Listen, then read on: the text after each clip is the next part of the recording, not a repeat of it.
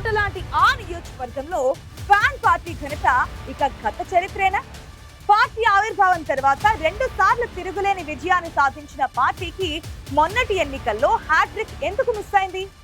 నేతలు నానా పార్టీ పడుతున్నా పార్టీకి మళ్ళీ పూర్వ వైభవం వస్తుందా? ఫ్యాన్ పార్టీని అంతలా పరేషాన్ చేస్తున్న ఆ నియోజకవర్గం ఏది?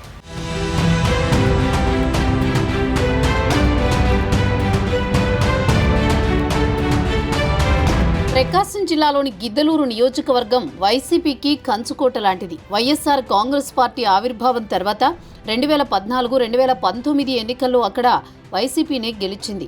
2019 ఎన్నికల్లో వైసీపీ నుంచి పోటీ చేసిన అన్నా రాంబాబు 80,000 మెజారిటీతో రికార్డు సృష్టించారు. పులివెందుల తర్వాత గిద్దలూరు నియోజకవర్గంలోని అధిక మెజారిటీ సాధించింది వైసీపీ.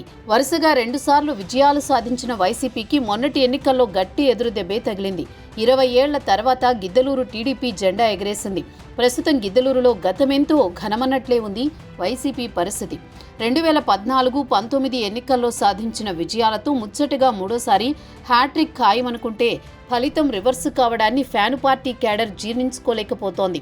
అయితే పార్టీకి కంచుకోటలా ఉన్న గిద్దలూరు నియోజకవర్గంలో మొన్నటి ఎన్నికల్లో ఓటమికి లోకల్ సీనియర్ వైసీపీ నేతలే కారణమన్న టాక్ క్యాడర్లో ఉంది.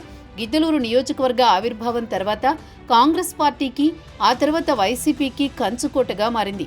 2004 ఎన్నికల తర్వాత గిద్దలూరులో టీడీపీ జెండా ఎగరలేదంటేనే వైసీపీకి ఇక్కడ ఎంత బలముందో అర్థం చేసుకోవచ్చు.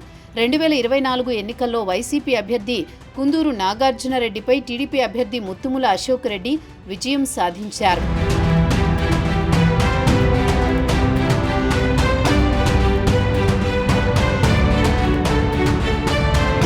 గిద్దలూరులో గెలుపు టీడీపీ శ్రేణుల్లో జోష్ నింపితే పార్టీ నేతల విభేదాలతోనే ఓడిపోయామంటున్నారు వైసీపీ నేతలు.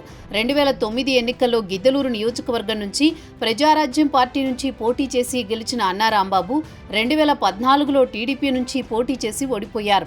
2019 ఎన్నికల్లో గిద్దలూరు నుంచి వైసీపీ అభ్యర్థిగా పోటీ చేసి భారీ మెజారిటీతో గెలిచారు. రికార్డు స్థాయి మెజారిటీ సాధించడంతో ఆయనకు మంత్రి పదవి వస్తుందని అంతా భావించారు. నియోజకవర్గంలోని రెడ్డి సామాజిక వర్గం నేతలే తనకు మంత్రి పదవి రాకుండా అడ్డుకున్నారని అప్పట్లో బహిరంగంగానే విమర్శించారు అన్నా రాంబాబు. అప్పటి నుంచి గిద్దలూరు వైసీపీలో అన్నా రాంబాబు వర్సెస్ స్థానిక రెడ్డి నేతలు అన్న విధంగా రాజకీయాలు మారిపోయాయి. ఎన్నికల నాటికి వర్గపోరు పీక్ స్టేజ్కి చేరుకుంది.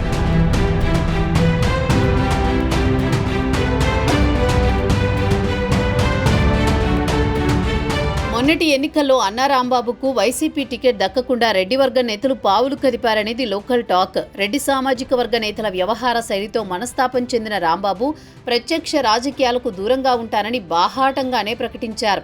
అయితే అధిష్టానం బుజ్జగించడంతో మొన్నటి ఎన్నికల్లో మార్కాపురం బరిలో నిలిచారు. మార్కాపురం మాజీ ఎమ్మెల్యే కుందూరు నాగార్జునరెడ్డికి గిద్దలూరు టికెట్ కేటాయించింది వైసీపీ అధిష్టానం. ఈ మార్పులు చేర్పులతో పాటు కూటమి సునామీతో రెంటికి చెడ్డ రేవడిలా మారింది వైసీపీ పరిస్థితి. గిద్దలూరు నియోజకవర్గంలో హ్యాట్రిక్ దక్కుతుందనుకున్న వైసీపీ కేడర్ని మొన్నటి ఓటమి నైరాస్యంలో పడేసింది.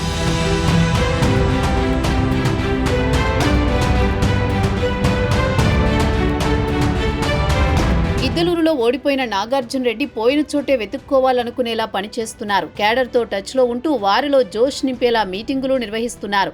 పార్టీకి పూర్వవైభవాన్ని తెచ్చేందుకు నాగార్జునరెడ్డి తన వంతు ప్రయత్నాలు చేస్తున్నా గత ఎన్నికల్లో ఎమ్మెల్యే టికెట్ ఆశించి భంగపడ్డ నేతలు మాత్రం ఆయనకు సహకరించడం లేదన్న టాక్ నడుస్తోంది. దీంతో నియోజకవర్గంలో బలమైన శక్తిగా ఎదుగుతున్న టీడీపీని అడ్డుకుని గిద్దలూరులో పార్టీకి పూర్వవైభవాన్ని తెచ్చేందుకు చేస్తున్న కృషి ఎంతవరకు ఫలిస్తుందనేది చర్చనీయాంశంగా మారింది. చూడాలి మరి రానున్న రోజుల్లో గిద్దలూరు నియోజకవర్గంలో వైసీపీ పరిస్థితి ఎలా ఉంటుందో.